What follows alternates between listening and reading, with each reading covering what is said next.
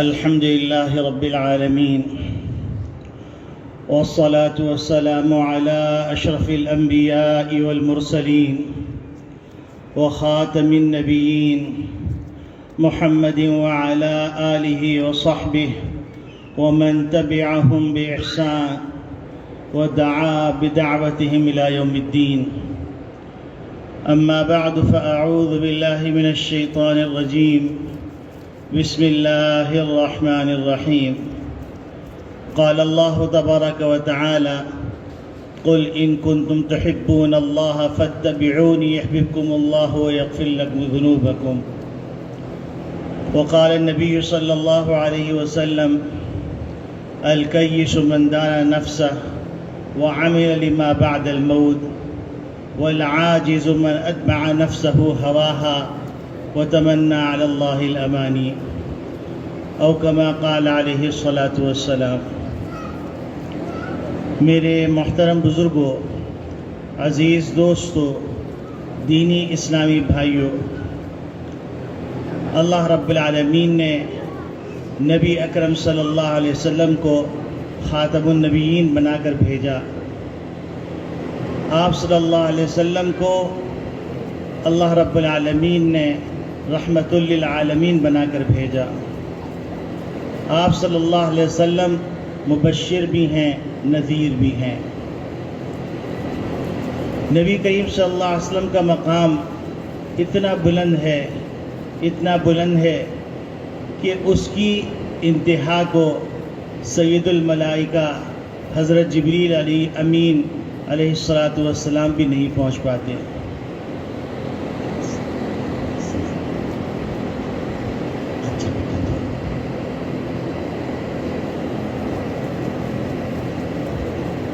نبی کریم صلی اللہ علیہ وسلم کے حقوق بیان کیے جا رہے تھے کہ ایسے عظیم نبی، ان کے حقوق تو بہت سارے ہیں، لیکن وہ حقوق تین طرح کے بیان کیے جاتے ہیں. ایک حق ہے کہ نبی کریم صلی اللہ علیہ وسلم کی عظمت دل میں ہو. دوسرا حق یہ ہے کہ نبی کریم صلی اللہ علیہ وسلم کی محبت ہو.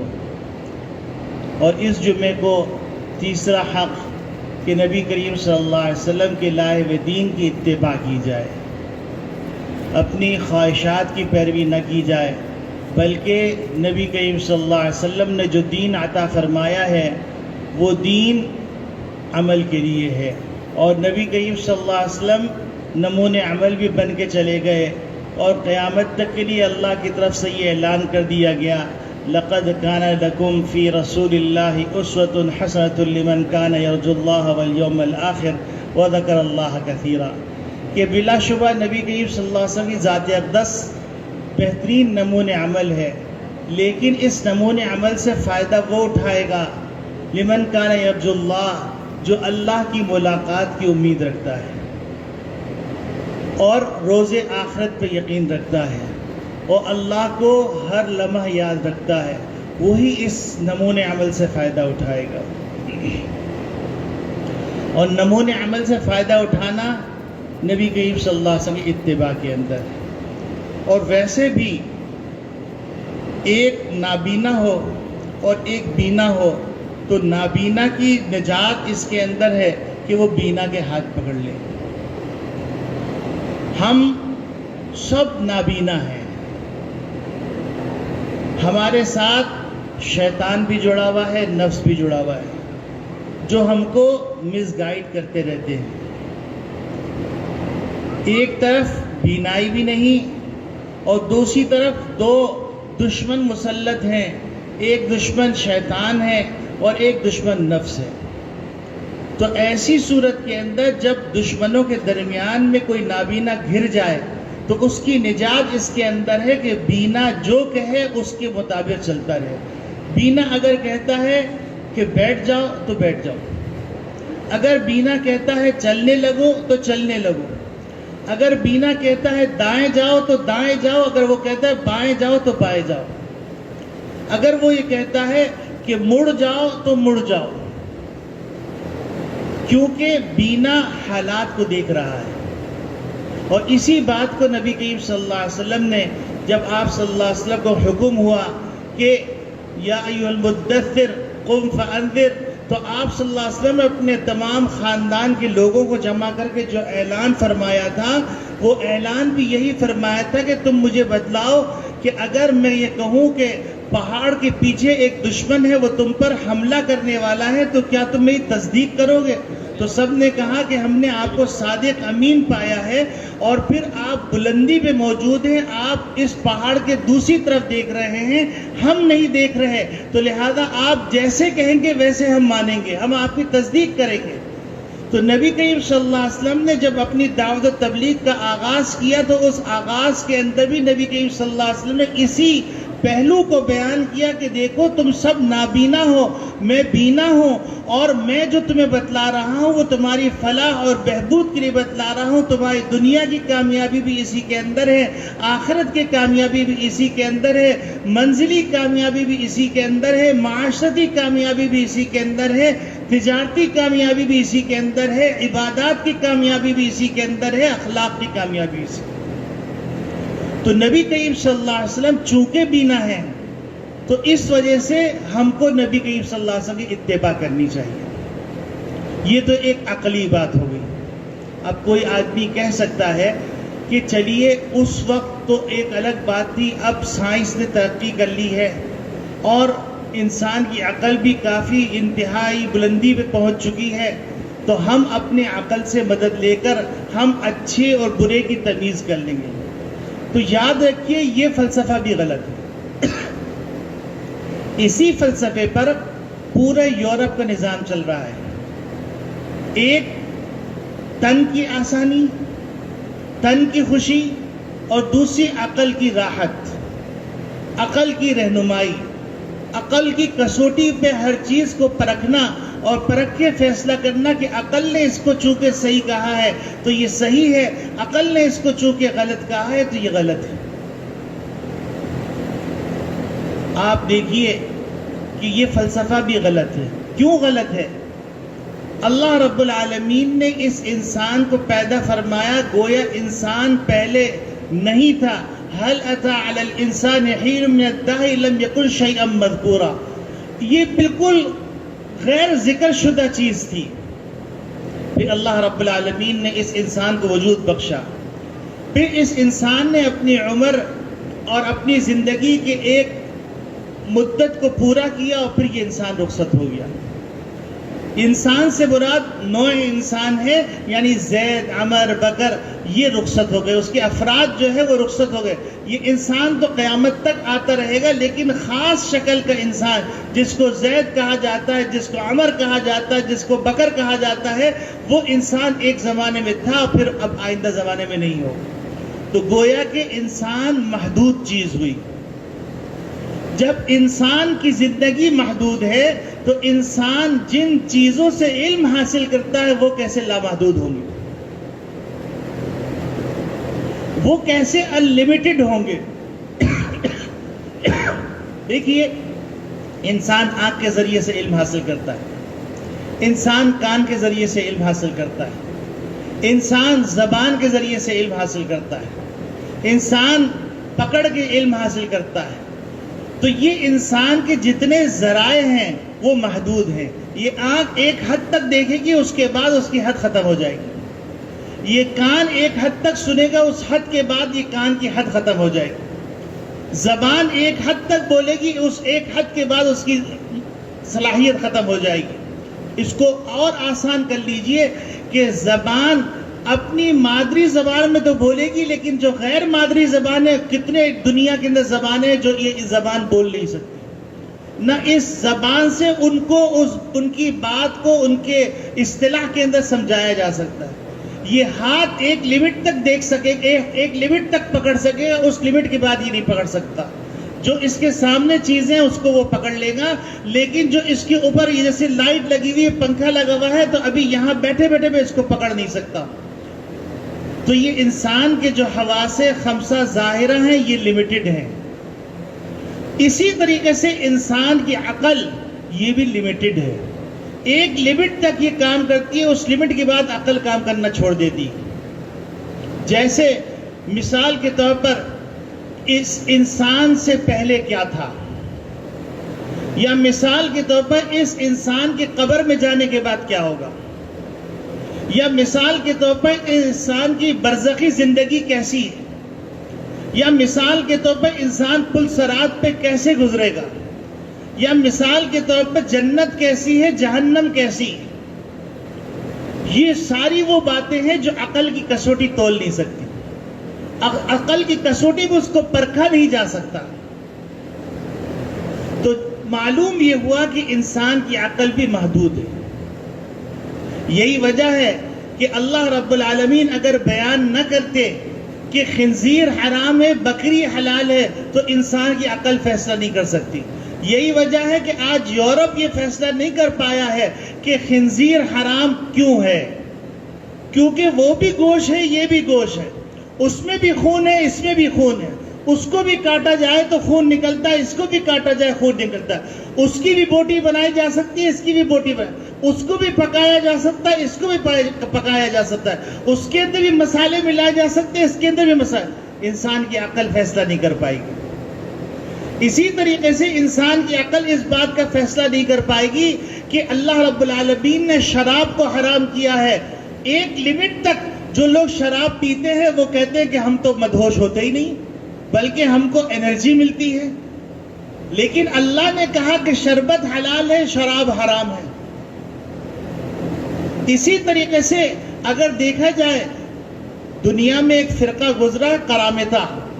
اس فرقے کے بڑے عبید اللہ بن احمد بن قرامطہ جو تھا، اس نے یہ اعلان کیا تھا کہ تم اپنے گھر کی محارم سے شادی کرو، کیونکہ وہ بھی عورتیں ہیں، یہ بھی عورتیں ہیں. دیکھو انسان کی عقل فیصلہ نہیں کر پائی.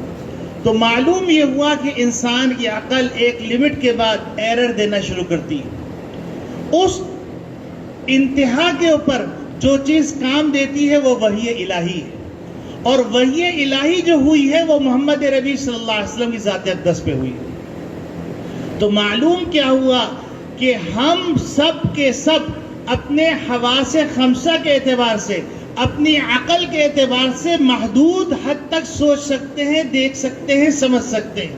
اور اس حد سے آگے ایک اور ذریعہ علم ہے جس کو وحی الہی کہتے ہیں، اور وحی الہی کے لیے جس ذات کو منتخب کیا گیا وہ نبی کریم صلی اللہ علیہ وسلم کی ذات اقدس.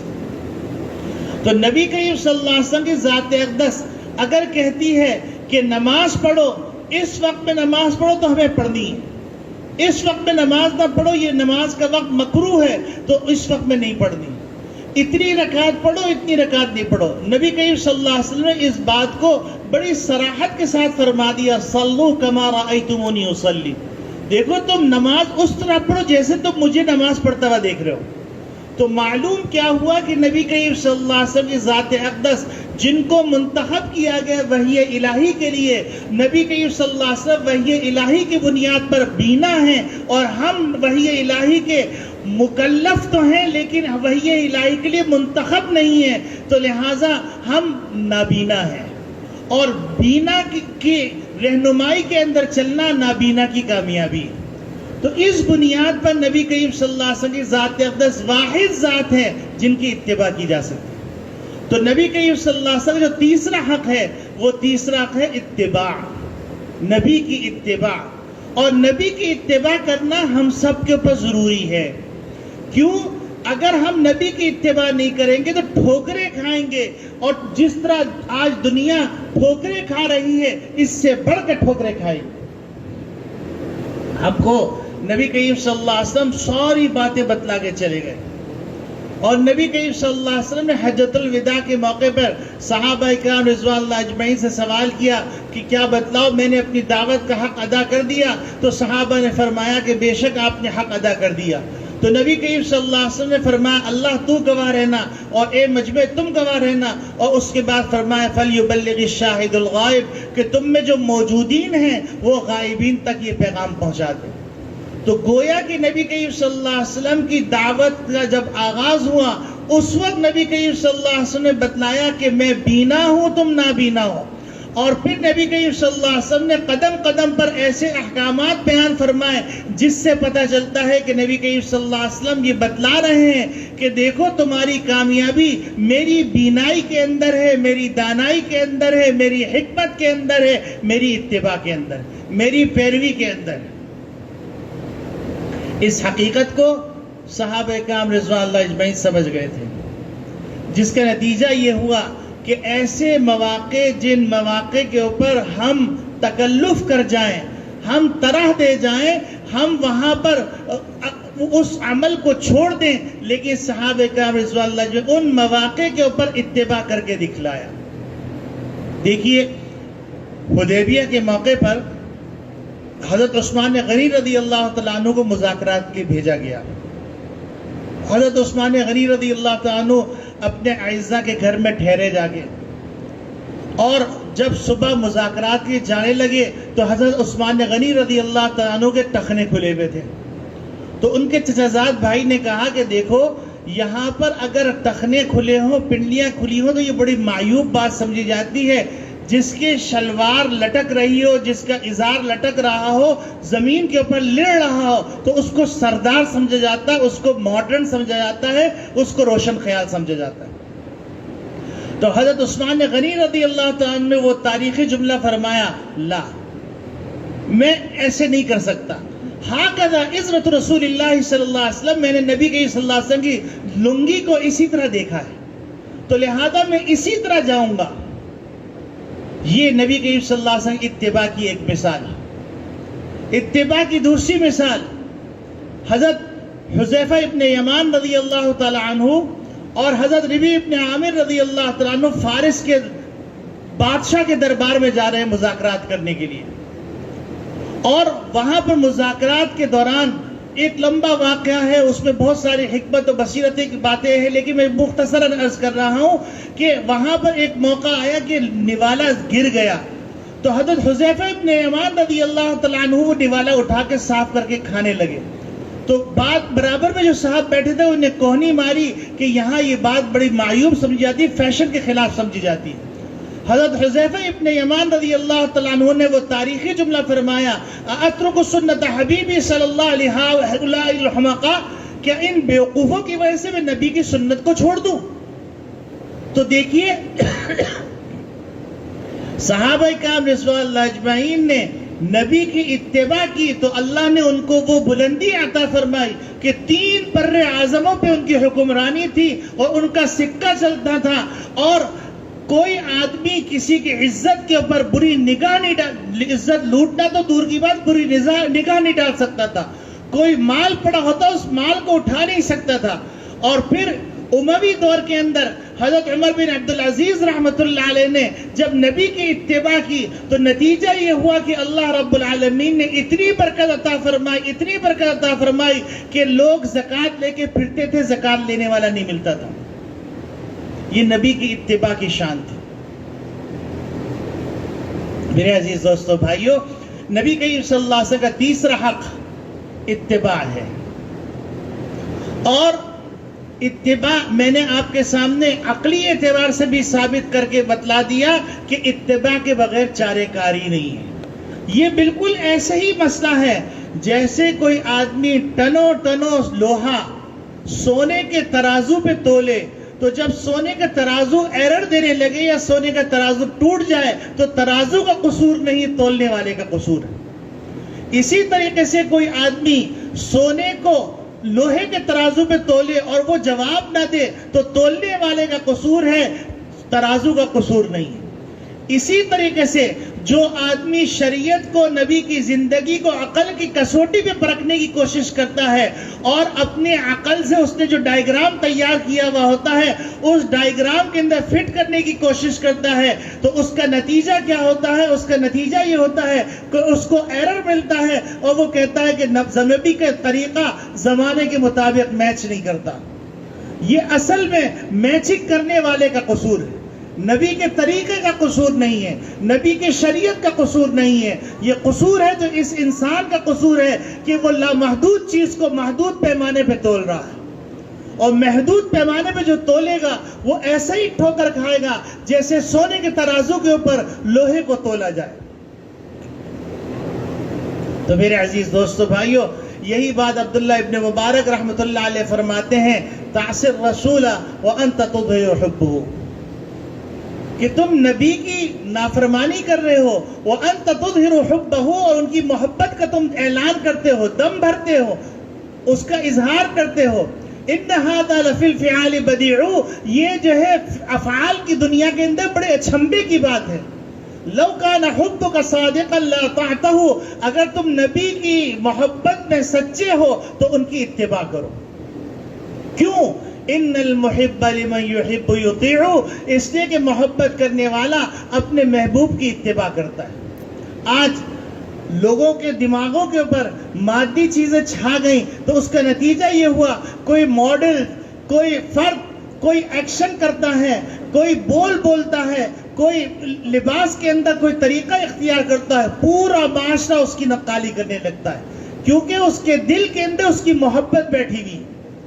اور اگر نبی کی محبت دل میں بیٹھے گی تو نبی کا ہر طریقہ اچھا لگے گا، حتیٰ کہ نبی کے طریقے پہ اگر کوئی مذاق اڑائے گا تو اس کے دل میں سرور ہوگا کہ میں اپنے محبوب کے نام کے اوپر یہ تکلیف برداشت کر رہا ہوں، یہ میرے لیے عزت کی بات ہے کہ میں ایک ایسا عاشق ہوں کہ میرے عاشق ہونے کو دنیا تسلیم کر رہی ہے کہ یہ محبوب کے رنگ میں رنگ گیا ہے۔ اور پھر سب سے بڑی خوشخبری وہ یہ ہے کہ نبی کریم صلی اللہ علیہ وسلم نے ارشاد فرمایا، من احبنی فقد اطاعنی، جو مجھ سے محبت کرتا ہے وہ میری اطاعت کرتا ہے۔ ومن اطاعنی قد کان فی الجنہ، قد کان معی فی الجنہ، جو میری اطاعت کرے گا کل وہ جنت میں میرے ساتھ ہوگا۔ تو اب آپ بتلائیے کہ نبی کے ساتھ اگر ہم کو مل جائے تو اس سے بڑی کامیابی کیا ہے؟ تو میرے عزیز دوستو بھائیو، یہ گفتگو آج مکمل ہو گئی کہ نبی کریم صلی اللہ علیہ وسلم کے 3 حقوق ہیں، ایک عظمت رسول ہے، ایک محبت رسول ہے، ایک اتباع رسول ہے۔ آج اتباع رسول کے حوالے سے جو اللہ نے توفیق دی وہ باتیں عرض کی ہیں، ہم سب نیت کریں کہ انشاءاللہ ہم نبی کریم صلی اللہ علیہ وسلم کی نقل کرنے کی کوشش کریں گے۔ وآخر دعوانا ان الحمدللہ رب العالمین۔